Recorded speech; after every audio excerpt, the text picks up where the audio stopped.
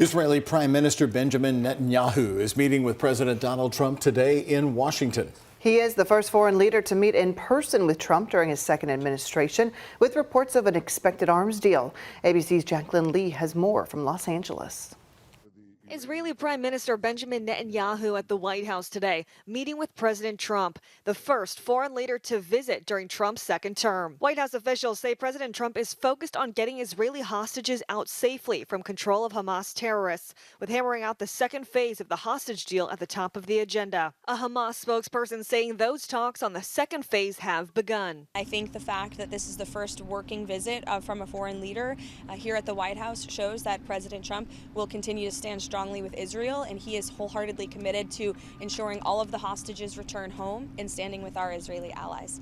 The Wall Street Journal reporting the Trump administration is expected to announce $1 billion in arms sale this coming weeks after Trump lifted a hold on 2,000-pound bombs for Israel, initially imposed by the Biden administration.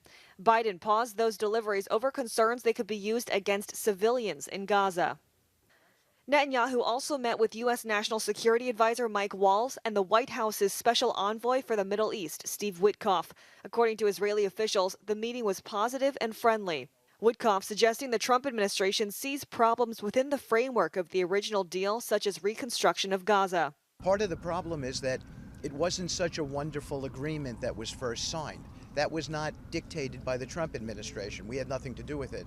So now we're working within that rubric, and we're figuring things out. We were able to get to the right place on phase one.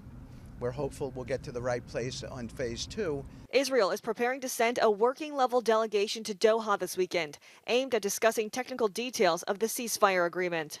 Jacqueline Lee, ABC News, Los Angeles. Netanyahu is currently under pressure from hard-right members of his governing coalition to drop the ceasefire and resume fighting in Gaza to eliminate Hamas. Hamas has said it will not release hostages in the second phase without an end to the war and Israeli forces' full withdrawal from Gaza.